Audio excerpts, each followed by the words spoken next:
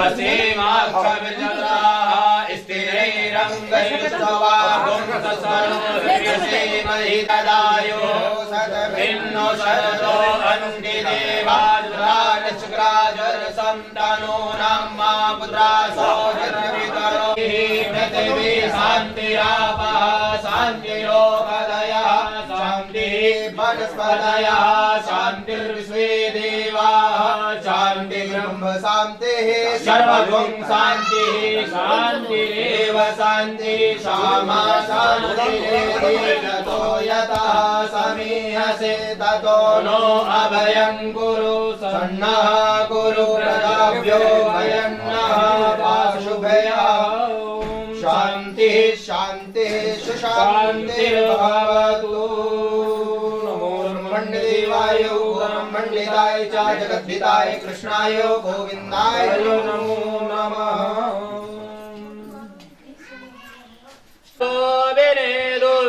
तं सर्वभूतहृदयं मुनिमानतोऽस्मि। हे कृष्णा करुणा सिन्धु दीनबन्धु जगत्पते गोपेश गोपिका कान्त राधा कान्त नमोस्तुते। तप्त काञ्चन गौरांगी राधे वृन्दावनेश्वरी वृषभानुसुते देवी प्रणमामि हरे प्रिये।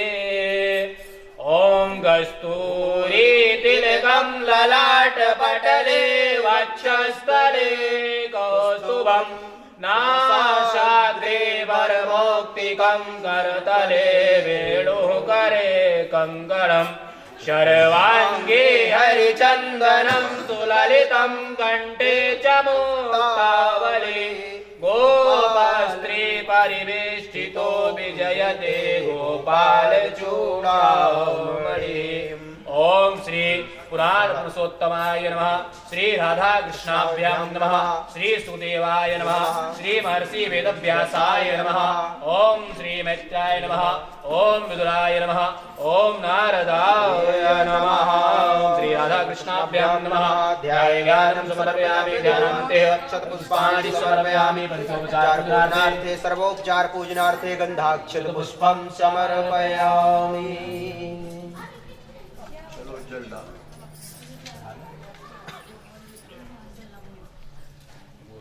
इसमें हल्दी सुपारी डालें सब में पड़ा।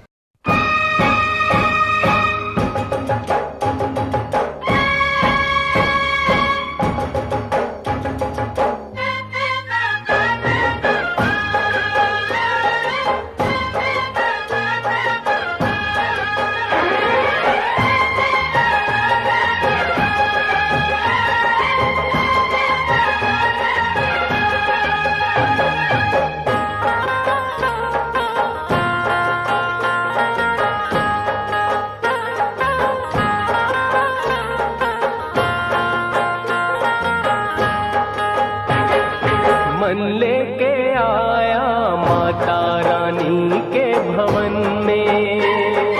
मन लेके आया माता रानी के भवन में। बड़ा सुख पाया माता रानी के भवन में।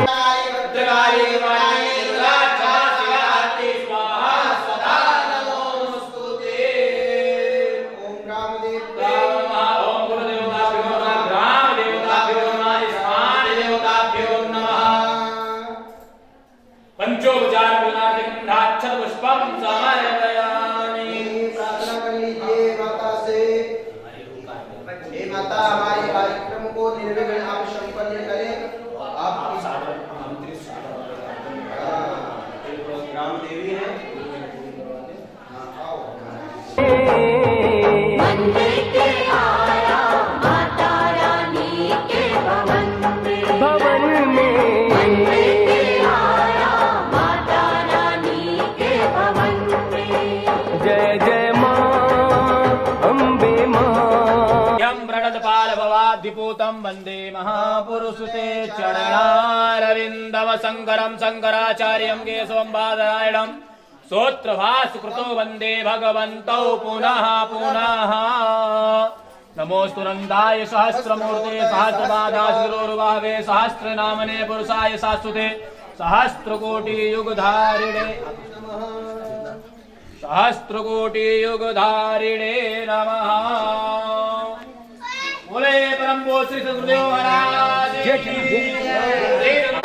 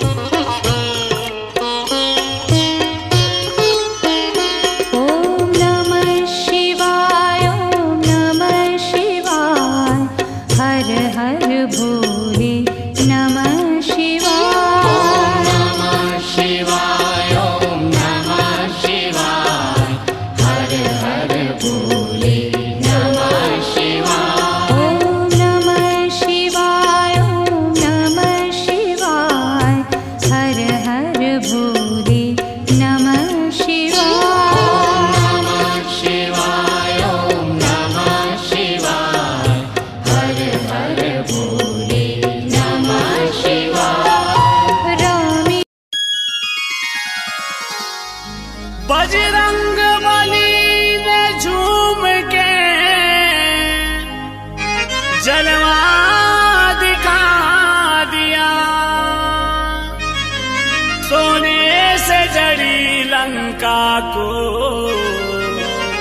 पल में जला दिया।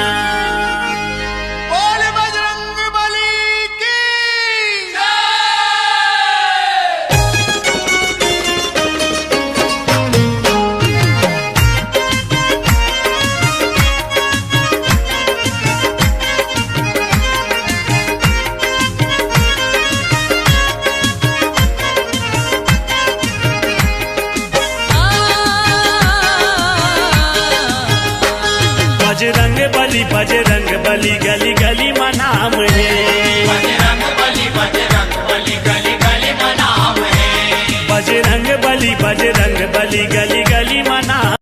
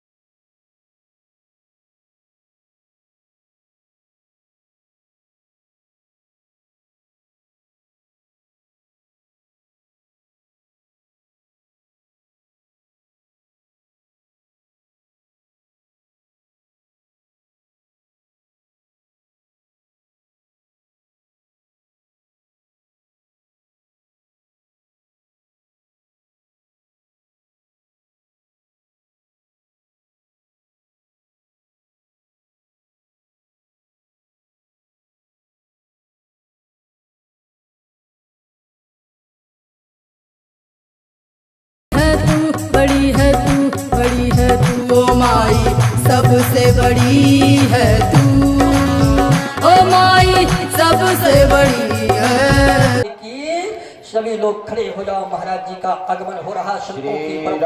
जय राम जय जय राम, श्री राम जय राम जय जय राम। ओम हरि ओम स्वस्ति न इंद्र वृत्रश्रवाः, स्वस्ति नः भोगा विश्ववेदाः, स्वस्ति नस्तारिक्षो वरिष्ठनेमिः, स्वस्ति नो बृहस्पतिर्दधातु बृहदश्वामरुतः पृष्टिमातरः शुभं यावानो विदधे भोगयः अग्निर्वामनवः सोरक्षसो विस्मेनो देवा अवसागमन्यः भद्रं कर्णेभिः शृणुयात् देवा भद्रं पश्येमाक्षभिर्जत्राः स्थिरैरङ्गस्तुष्टवागुंसस्तनो निर्वसेमहि देवहितं यदायो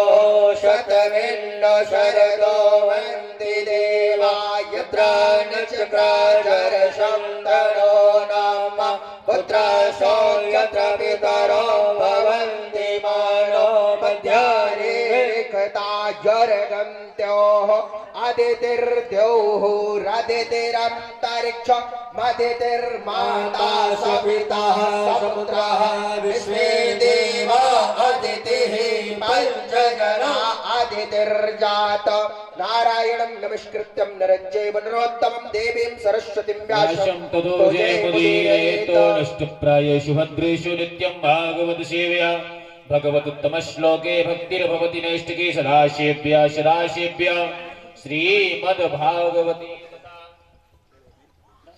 अस्य श्रवणमात्रेण हरिश्चित्तं समाश्रयतो शङ्करं शङ्कराचार्यं केशवं बादरायणं श्रोत्रभाषिकृतो वन्दे भगवन्तो पुनः पुनः। नमः कमलनाभाय नमस्ते जलशायिने नमस्ते केशवानन्द वासुदेव नमोऽस्तुते। गुरुर्ब्रह्मा गुरुर्विष्णुः गुरुर्देवो महेश्वरः गुरुर्साक्षात् परब्रह्म तस्मै श्री गुरुवे नमः। व्यासाय व्यासपीठाय नमः।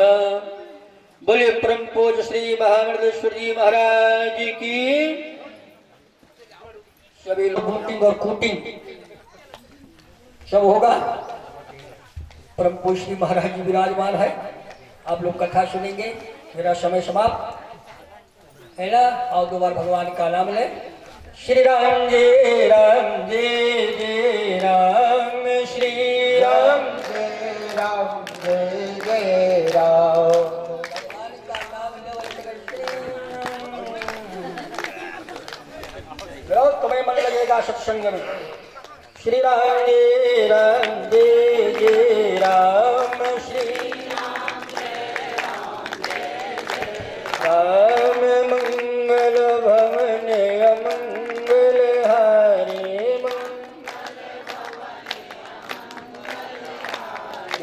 उमा सहित जहि जप त्रिपुरारी उमा सहित। श्री राम जय राम, श्री बोलिए वृंदावन बिहारी लाल की। परम पूज्य श्री गुरुदेव महाराज की। केवल तीर्थ दर्शन भगवान का स्वरूप नहीं है, केवल कथा का श्रवण करना भगवान का स्वरूप नहीं है, केवल मंदिर में जाकर के भगवान के रूप को देखना भगवान का स्वरूप नहीं है। मेरे भैया, जब हम घर में बैठ करके भी भगवान का नाम लेते हैं, ये भी भगवान का पहला स्वरूप है। ये नाम भगवान का पहला स्वरूप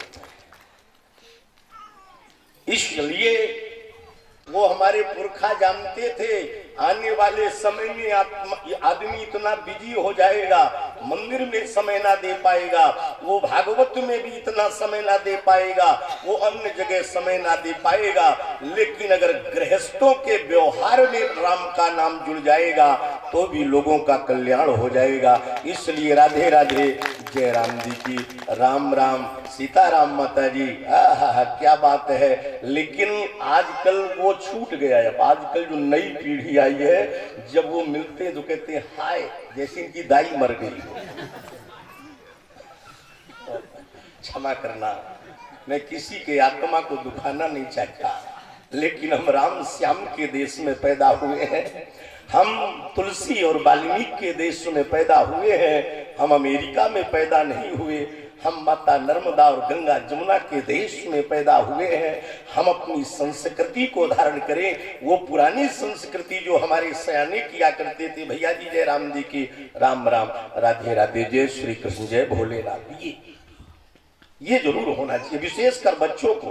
दीन दयाल हरि गोविंद हरे गोपाल हरे, जय जय प्रभु दीन दयाल हरे गोविंद हरि गोपाल हरे, जय जय प्रभु दीन दयाल हरि गोविंद हरे गोपाल हरे, जय जय प्रभु दीन दयाल हरे, जय जय प्रभु दीन दयाल हरे, जय जय प्रभु दीन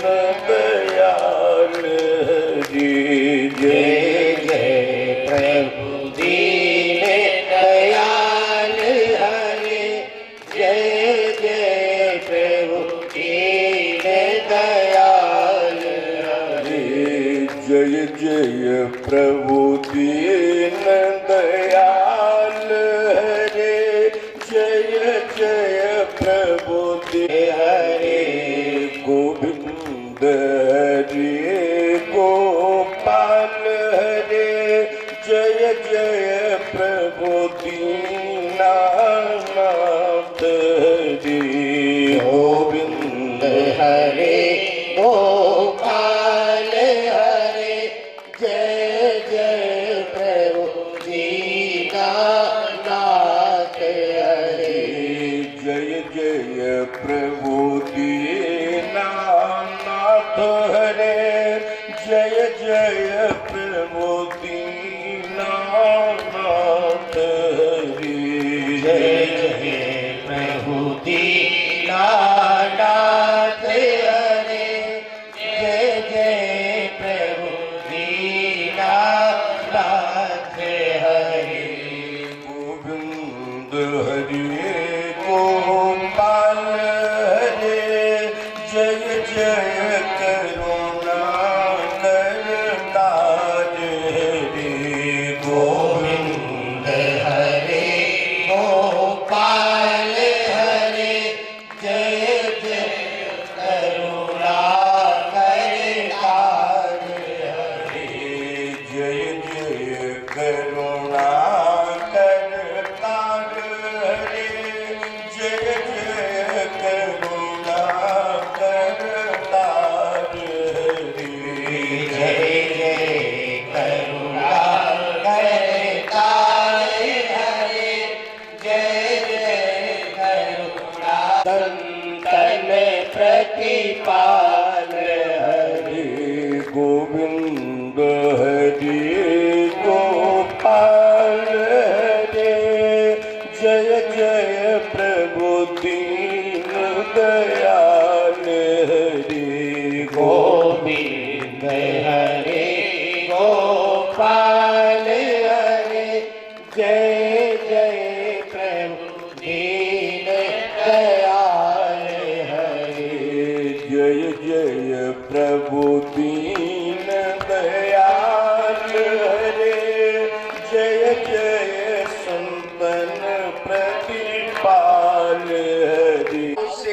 बड़े लगाव से, बड़े समर्पण के साथ में और कथामृत पान कर रहे। महाराज ने अमृत का त्याग कर दिया, लेकिन भागवत का त्याग नहीं किया। सिंगौड़ी के वासियों, आप लोग धर्मात्मा बैठे हो, पुण्यात्मा बैठे हो, कई गांव के लोग विराजमान हो, जरा छाती में हाथ रख करके सोचो, आपके इलाके में, आपके गांव में भागवत हो तो आप काम नहीं छोड़ सकते, लेकिन ये भागवत की कथा उस सपूत ने सुना है, उसने काम को नहीं छोड़ा, उसने अमृत को छोड़ करके भागवत की कथा सुनी है। ये है भागवत का सुनना, ये है भागवत का सुनाना। संगीत अलग है, भागवत अलग है, भागवत अलग होती है और आज भी भागवत होती है। लोग जानने वाले, समझने वाले, सुनने वाले आज भी है। सोचना, जरा चिंतन करना और मंथन करना। माना कि आपके गांव में सरपंच साहब आज शाम के गांव के, पटेल गांव के मुखिया या गांव का नेतृत्व करने वाले कोई भी सरपंच पूरे गांव में डुग्गी पिटवा दे, इलाके में, गांव में, कि कल के दिन छिंदवाड़ा में कलेक्टर ऑफिस में 10-10 हजार रुपया हर आदमी को फ्री मिलेगा और टाइम रहेगा 12 बजे से लेकर के 5 बजे तक। ईमानदारी से अपनी आत्मा को गवाही बनाकर पूछे, कोई बचेगा? पटेल जी ने 9 दिन की भागवत रखी है और 10 हजार रुपया फ्री में मिल रहा है, कौन छोड़े? हर आदमी ये सोचेगा चलो चलते हैं छिंदवाड़ा। लेकिन मेरे प्यारे, ये पैसे की बात नहीं है, केवल पैसा नहीं। महाराज राजा परीक्षित ने 10,000 लाख करोड़ की बात नहीं, इस सारे त्रैलोक में सबसे अमूल्य और सबसे कीमती चीज जब अमृत को छोड़ दिया तो सुखदेव जैसा ज्ञानी सुनाने वाला प्राप्त हो गया। ये है भागवत का धर्म। तब मिले सुनाने वाले, तब सुनाया। घोषणा हो जाए कोई ना बचेगा, सब लोग चले जाए, हो सकता है गाड़ी जा रही, जब फ्री मिल रहा तो हमारी मैया भी चली जाए, माताएं जब मिल ही रहा है तो कौन छोड़, चलो चलते हैं, आ जाएंगे शाम तक। लेकिन सब चले जाएं, लेकिन जो न जाए, भागवत रोज रोज थोड़ी मिलेगी, महाराज जी रोज रोज थोड़ी आएंगे, भागवत रोज नहीं मिलती है, ये तो कभी कभी मिलती है। सब चले जाएं, लेकिन जो रुक जाए वो कलयुग का परीक्षित है। और ऐसे परीक्षित को संत कमलेश मुरारी नमन करता है, जो दुनिया के काम को छोड़ करके भी भागवत सुनता है, जो दुनिया के काम को छोड़ करके सत्संग करता है, जो संसार के अपने घर कार्य को छोड़ करके और वो भागवत की कथा सुनता है। कई लोग इसी चक्कर में लगे निपटा ले, तब चले, पता लगा निपट गए पर जा नहीं पाए, पूरा जीवन निपट गया लेकिन जा नहीं पाए। इसलिए बड़े चिंतन के साथ में आप लोग बड़े बुद्धिजीवी ज्ञानी लोग बैठे हैं और मुझको भरोसा है, मुझको विश्वास है कि आप लोग कथा सुनने के लायक हो।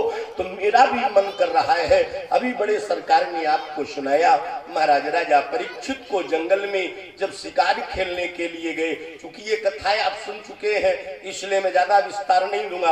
आगे की कथा में जब महाराज के सोने के मुकुट में और कलयुग बैठ गया, और कलयुग इसलिए बैठ गया क्योंकि वो पांडवों की कमाई नहीं थी, वो राजा परीक्षित की कमाई नहीं थी, वो पुण्य की कमाई नहीं थी, वो पवित्र कमाई नहीं थी। वो जो मुकुट था वो जरासंध का मुकुट था। अब वो चोरी करके और 10,000 राजाओं की हत्या करके उस धन के द्वारा मुकुट का निर्माण करवाया। इसलिए वो पापी के मुकुट होने के कारण उस सोने के मुकुट में कलयुग बैठा। हर सोने के मुकुट में सोना में कलयुग नहीं होता। पंडित लोग कहते सोने में कलयुग, सोने में कलयुग, और हर साल लोग खरीद रहे हैं। हर सोने में कलयुग का निवास नहीं होता। महाराज राजा परीक्षित गए, बुद्धि भ्रमित हो गई। और जब बुद्धि भ्रमित हो गई, संत समीक ऋषि के आश्रम में पहुंचे तो महाराज के मन में अहंकार आ गया। अहंकार इस बात का आ गया, ये संत, ये महात्मा मेरे राज्य में यहां तप कर रहे, लेकिन मेरे को देख करके उठे नहीं, मेरा सम्मान नहीं किया, मेरा आदर नहीं किया। एक मरा हुआ सर पड़ा था, बाण के नोक से उठाया और महात्मा समीक ऋषि के गले में वो पहना दिया और गए और जाकर के अपने नगर हस्तिनापुर में पहुंचे। और जब समीक ऋषि के शिष्य और श्रृंगी ऋषि को ये पता लगा कि गुरु के गले में और किसी ने ये मरा हुआ सर्प पहना दिया, तो श्रृंगी ऋषि ने हाथ में जल लिया और मंत्र का प्रयोग किया। और मंत्र का प्रयोग करके वो सर्प डालने वाले को ये श्राप दे दिया, जिसने मेरे गुरु के गले में और ये मरा हुआ सर्प डाला है, क्या समझ लिया कि अब संतों में तपस्या का बल नहीं है। मैं ऐसे व्यक्ति को ये श्राप देता हूं कि वो 7वें दिन इसी सर्प के काटने में मृत्यु को प्राप्त हो। श्राप दे दिया। और श्राप देने के बाद में महाराज को जगाया। समझना, पहले मैं भी आपको छिलका सुना रहा हूं, और छिलका के बाद में रस, और रस के बाद में भैया जी गोही। जिनको छिलका अच्छा लगे छिलका ले जाना, और जिनको रस अच्छा लगे रस लेना, और जिनको गोही अच्छी लगे गोही लेना, और जिनको कुछ अच्छा ना लगे शाम के 5 बजे लौटा देना। बिका हुआ माल वापिस हो जाएगा। ये गारंटी वाला माल मैं आपको दे रहा हूं। छिलका माने ऊपरी भाग, और रस माने भक्ति पक्ष, और गोही माने ज्ञान। तो ये तीनों चीज, चूंकि श्रोता भी कई प्रकार के होते हैं, कुछ लोग मजा लेने वाले होते हैं इसलिए छिलका भी जरूरी है, और कुछ लोग रस वाले भक्ति वाले होते हैं, भक्ति मार्गी होते हैं, तो उनको रस की जरूरत है। और कुछ लोग ज्ञानी होते हैं जो पढ़ते रहते हैं, रामायण पुराण का अध्ययन करते रहते हैं, ऐसे लोगों के लिए ये ज्ञान की गोही। और ये तीनों चीजें मैं आपको देने का प्रयास कर रहा हूं। आप लोग सुनते चलेंगे तो सारी कथा आपके समझ में आ जाएगी। महाराज संकेत करते हैं, और श्राप देने के बाद में अपने गुरुदेव को जगाया। महाराज किसी दुष्ट ने आपके गले में ये मरा हुआ सर्प डाल दिया, और आप तो ध्यान में मग्न थे, आपको पता नहीं, लेकिन श्राप देने वाले को मैंने उस सर्प डालने वाले को मैंने श्राप दे दिया। क्या श्राप दिया? जिसने मेरे गुरु के गले में ये मरा हुआ सर्प डाल करके अपमान किया, फूल की जगह माला की जगह और सम्मान की जगह सर्प डाल करके अपमान किया है, मैंने उसको श्राप दे दिया। वो 7वें दिन सर्प के काटने में अकाल मृत्यु से मरेगा। जब चेला ने बताया तो गुरु ने सोचा मेरे आश्रम में आकर के और वो सर्प डाल करके चला भी गया, और श्रृंगी ऋषि ने श्राप भी दे दिया। जरा मैं ध्यान लगा करके देखूं इस मृतलोक में कौन ऐसा लाल पैदा हो गया जिसने मेरे गले में, मैंने किसी का कभी तिरस्कार नहीं किया, मैंने किसी का अपमान नहीं किया, मैंने किसी का निरादर नहीं किया, और समभाव से देखने वाला मैं, और मेरे गले में ये सर्प डालने वाला कौन है। और जब महात्मा शमीक ऋषि ने ध्यान लगा करके देखा तो राजा परीक्षित की फोटो, राजा परीक्षित का चेहरा, राजा परीक्षित की मूर्ति महाराज के अंतर्मन में और हृदय में आ गया। महाराज ने श्रृंगी ऋषि से कहा, ए श्रृंगी ऋषि, जिसने मेरे गले में सर्प डाला है वो कोई पापी नहीं, वो कोई बेधर्मी नहीं, वो बहुत बड़ा पुण्यात्मा है, और वो पांडवों का नाती महाराज परीक्षित है। उसने अपने मन से सर्प नहीं डाला, बल्कि कलयुग के प्रभाव से प्रभावित हो करके उसने सर्प डाला है। ऐसा करो ए श्रृंगी ऋषि, ये श्राप वापस ले लो। बोले महाराज अब तो दे दिया, अब वो श्राप वापस होने वाली नहीं। समझ में आ रहा है कि नहीं?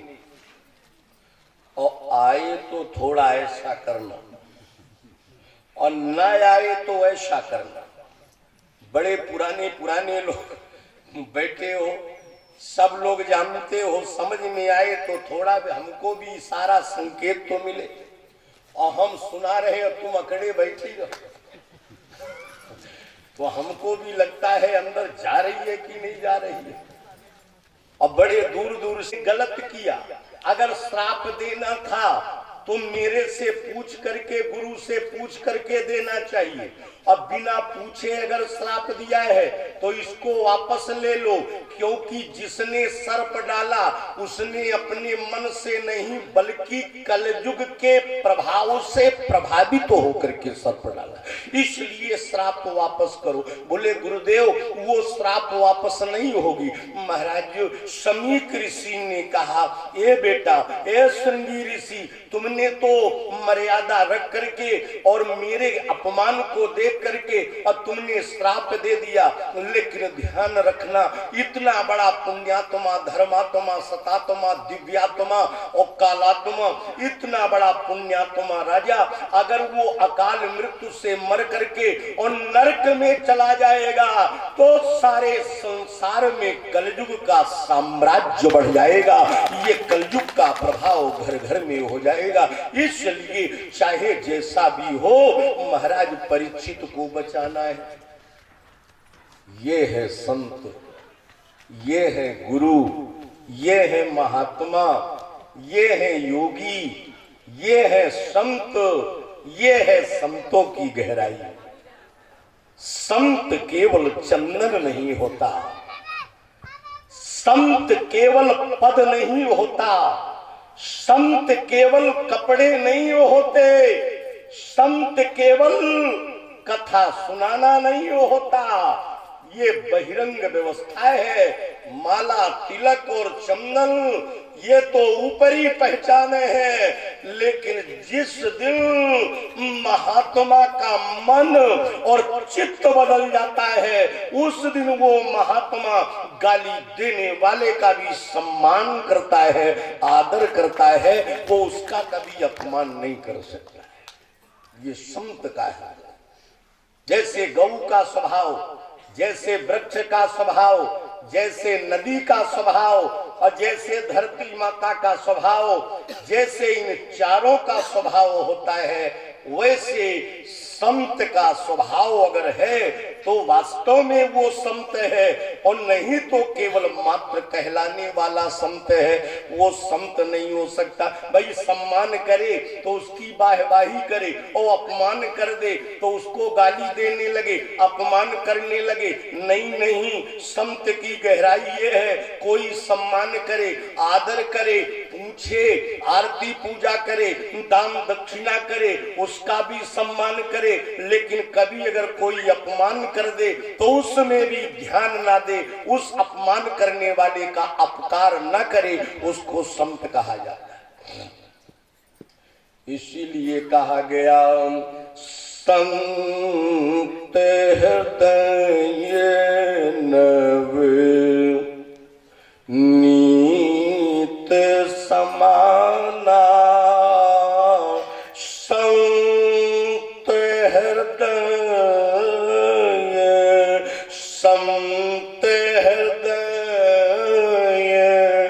नवनीत समाना और कहा कबिन पर कही न जाना और संत बिटप ये संत बिटप बिटप माने पेड़ ये संत बिटप सरिता गिरिधरनी अपरहित लागी ये सबन की करनी। जो अपने लिए नहीं जो दूसरों के लिए जीता है, जो अपने लिए नहीं जो प्राणी मात्र के लिए जीता है, उसको संत कहा जाता है। संत का जीवन गाय जैसा होना चाहिए। गाय दूध देती है लेकिन गाय का जीवन परोपकार के लिए है, गाय का जीवन दूसरों के लिए है। वृक्ष का जीवन दूसरों के लिए है।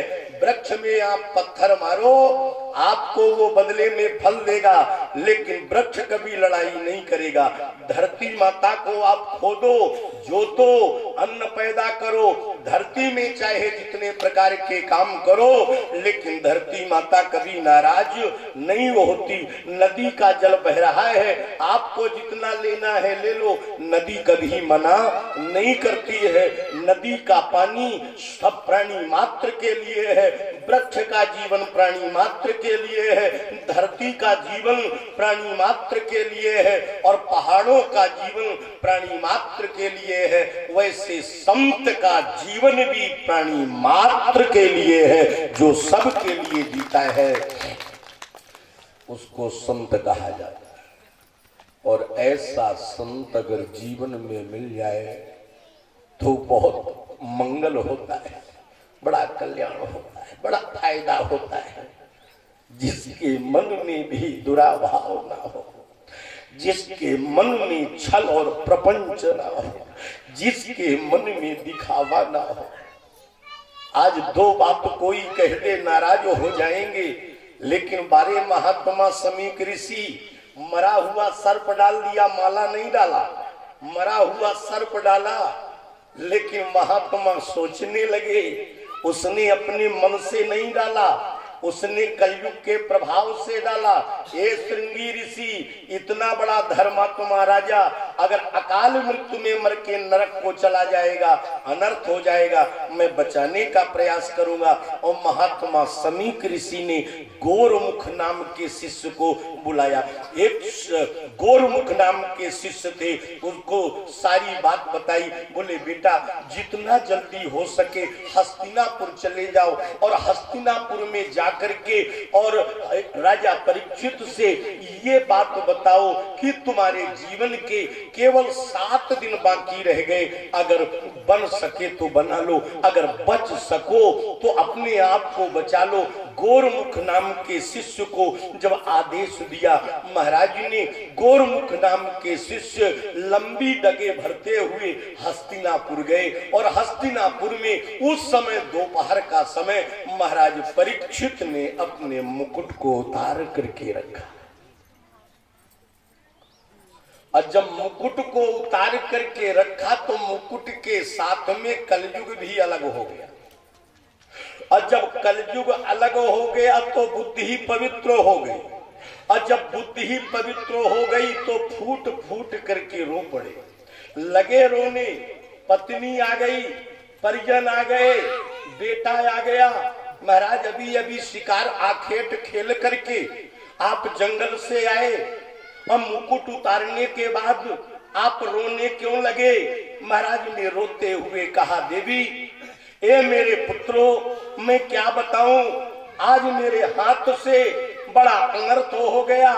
मैं उस वंश में पैदा हुआ हूं, मैं उस कुल में पैदा हुआ हूं, मैं उस वंश परंपरा में पैदा हुआ हूं। मेरे पुरखों ने, मेरे पूर्वजों ने संतों का आदर किया, संतों का सम्मान किया, संतों के चरण को धो धो करके पिया, संतों का पूजन किया, संतों की आरती की। लेकिन उसी पवित्र वंश में मेरे जैसा पापी पैदा हो गया। आज मैंने एक महात्मा का अपमान कर दिया, बुद्धि पवित्र हो गई।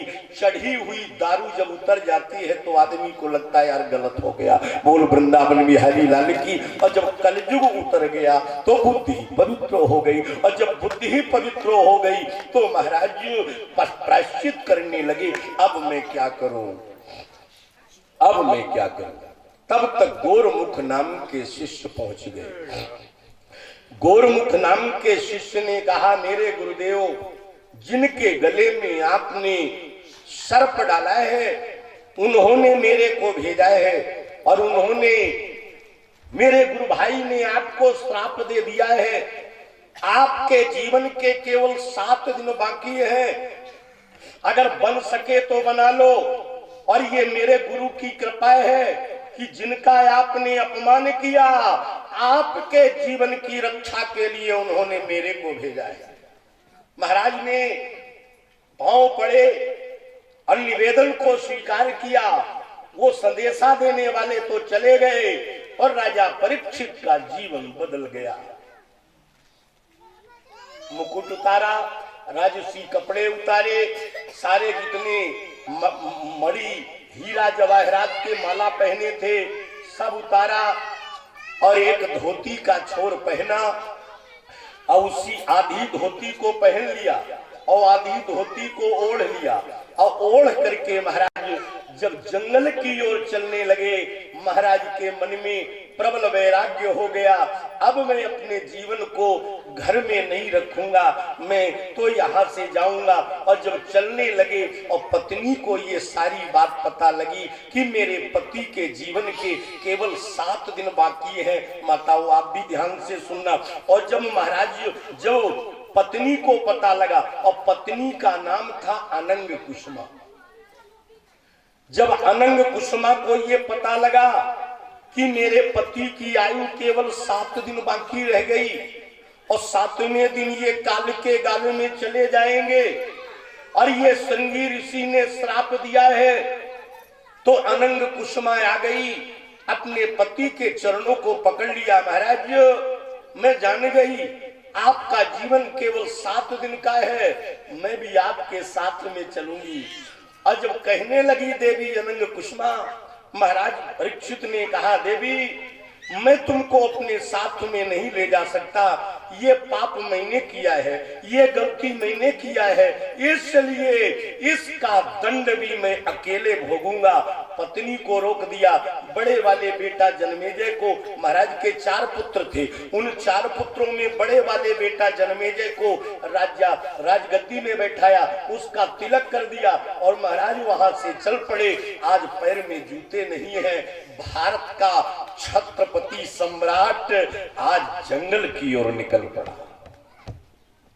जिस दिन व्यक्ति के अंदर वैराग्य का जन्म हो जाता है, उस दिन वो व्यक्ति फिर उसके ऊपर संसार का कोई असर नहीं पड़ता, माया मोह का असर नहीं पड़ता। महाराज चल पड़े और चलते चलते, इसीलिए कहा गया पुरुष बलि नहीं होते हैं और समय हो, मैं समय की बात है और समय की बात, और कभी बड़ा दिन होते हैं और कभी बड़ी हो रात, और समय की बात है और समय की बात।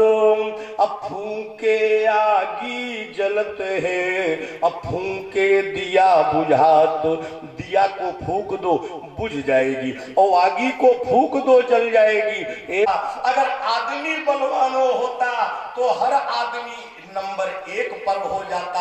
आदमी बलवान नहीं होता, समय बलवान होता है। और समय कैसा बलवान होता है? एक दिन, अभी आप बड़े सरकार से सुन रहे थे, एक दिन और पांडवों ने अपने नाती और परीक्षित को राजा बनाया। और जब महाराज परीक्षित राजा बन गए और उसके बाद में जब ये समय आया महाराज परीक्षित के हाथों ये अनर्थ हो गया, तो राजा परीक्षित कहाँ जाते हैं? गंगा द्वार समीपे चा। महाराज किसी के आने गंगा द्वार समीपे चा। यही अंतर है, यही सत्य है।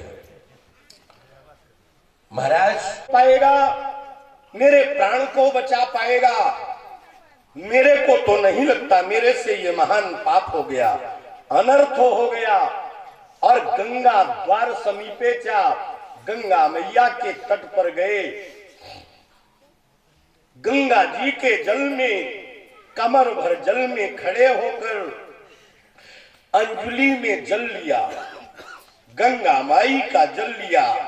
और गंगा मैया का जल अंजलि में लेकर के राजा परीक्षित बड़े जोर से फपक करके रो पड़े।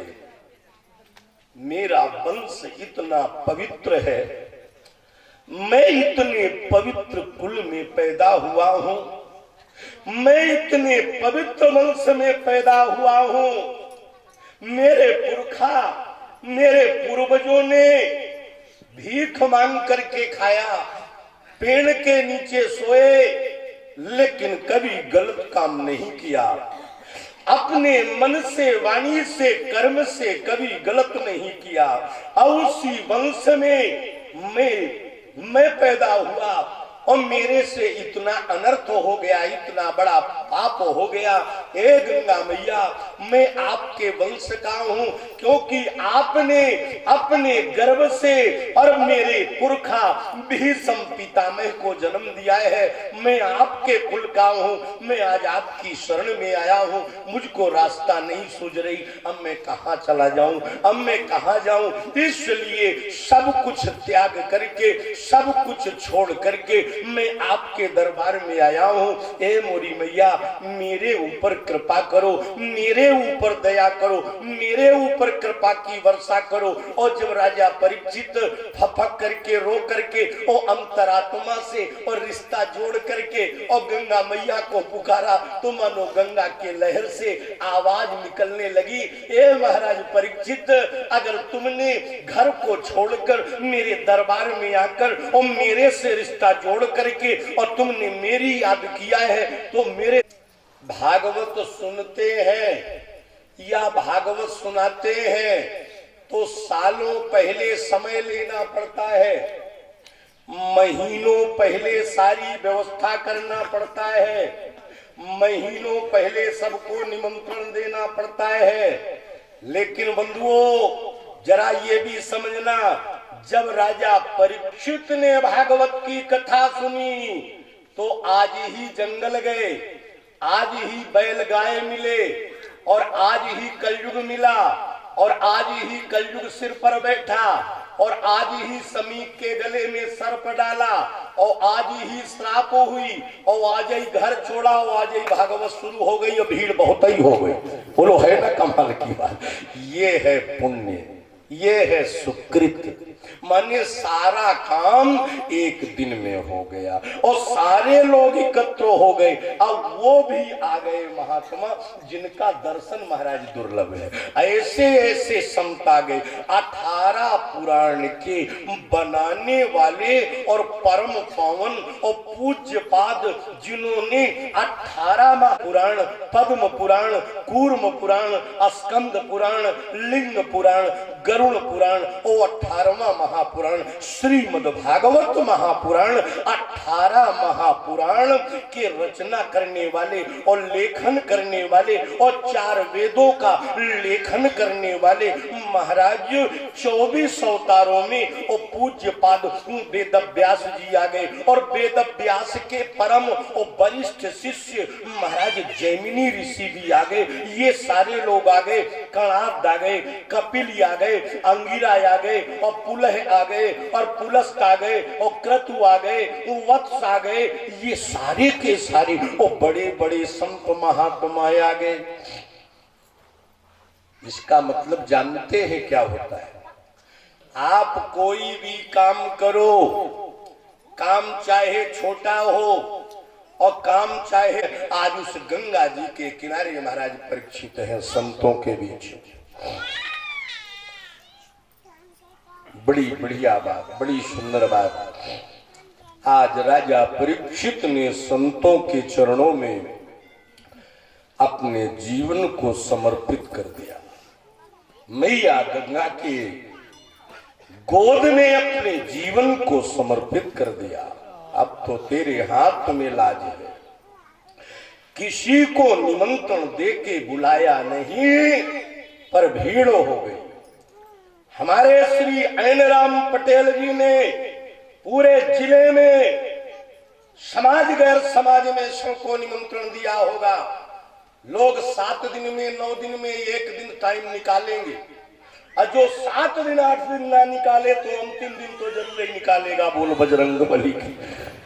वो तो निकालना ही पड़ता है। व्यवहार अलग है, कथा सुनना बात अलग है। कोई कोई व्यवहार को ज्यादा बल देते हैं। उद्विग्न बैठे, बेचैन बैठे, और जब बेचैन बैठे हुए देवर्षि नारद जी ने देखा तो वेद व्यास जी से पूछा, महाराज जी आपने 17 पुराणों की रचना किया, 17 पुराणों को आपने लिखा, लेकिन इतने उद्विग्न क्यों है, इतने बेचैन क्यों है, और आप तो बड़े परेशान लग रहे। महाराज वेद व्यास ने कहा, महाराज देवर्षि नारद जी क्या बताऊं, मैं क्या कहूं, मैंने इतने बड़े बड़े पुराण लिखे जिसमें लाखों की तादाद में श्लोक हैं, 17 पुराण मैंने लिखे, लेकिन मेरे मन को शांति नहीं है, मेरे मन को आनंद नहीं प्राप्त हो रहा है। अब आप कोई उपाय बताओ जिससे मेरा मन आनंदित हो, जिससे मेरे मन को शांति मिले।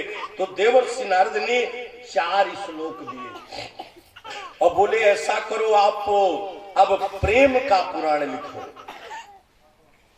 और वो प्रेम का पुराण जब आप लिखोगे तो आपके मन को आनंद मिलेगा, लेकिन जो संसार के गृहस्थ लोग जब सुनेंगे तो उनको भी परम शांति और आनंद प्राप्त होगा। इसलिए आप प्रेम का पुराण लिखो और उसका नाम अपने अनुसार रखो।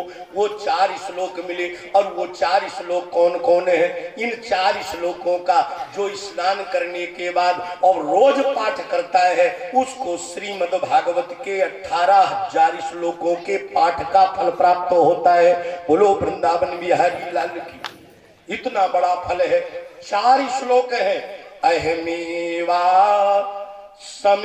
समेवाग्रे नान्यद यद सत सत परम पश्चादहम यदे तच्च यो वशिष्येत सोऽस्म्यहं ऋतेर्थम यत प्रतीयेत न प्रतीयेत चात्मनि तद विद्यादात्मनो मायाम यथा भासो यथा तमः यथा महान्ति भूतानि भूतेषु च्वावचेष्वनो प्रविष्टान्य प्रविष्टान्य न तेषु न तेष्वहम् एतावदेव जिज्ञासु तत्त्व जिज्ञासुनात्मना अन्वय व्यतिरेकाभ्याम यति स्यात् सर्वत्र सर्वदा। ये 34 श्लोकी भागवत है, और ये 4 श्लोक देवर्षि नारद जी ने को अच्छे से अच्छे स्कूल में पढ़ाओ, उसको अच्छी शिक्षा दिलवाओ, अच्छे स्कूल में शिक्षा दिलवाओ, लेकिन समय आने पर उस बेटा और बेटी को दीक्षा दिलवाने का भी प्रयास करो। और जब शिक्षा के साथ में और दीक्षा प्राप्त होती है, ऐसे बालक और बालिका कभी मार्ग नहीं भटकते हैं। इसलिए ये दीक्षा परंपरा, ये गुरु परंपरा, ये अखंड है, ये अनादि है। और जिस वंश में आप पैदा हुए हो भैया जी, मेरे राम ने भी गुरु परंपरा बनाया, मेरे राम जी ने भी गुरु परंपरा रखा, मेरे कृष्ण जी ने भी गुरु परंपरा रखा। गुरु गृह पढ़ने गए रघुराई, गुरु गृह पढ़न गए रघुराई, गुरु गृह पढ़न। जिनकी वाणी से 4 वेद निकले, आज वो परमात्मा गुरु के चरणों में बैठकर दीक्षा प्राप्त कर रहा है। क्या बात करते हैं, कोई कितना धनवान बन जाए, कोई कितना विद्वान बन जाए, कोई कितना श्रीमान बन जाए, कोई कितना कुलवान बन जाए, कोई कितना बड़ा पहलवान बन जाए, लेकिन उस विद्वान के अंदर, उस पहलवान के अंदर, उस विद्वान के अंदर अगर दीक्षा नहीं है तो उसकी शिक्षा भी किसी काम के लायक नहीं होती है। पेट भर लो कुकर शुकर की तरह, लेकिन अगर संस्कार नहीं है, दीक्षा नहीं है तो कोई मतलब नहीं। देवर्षि नारद से व्यास को मिली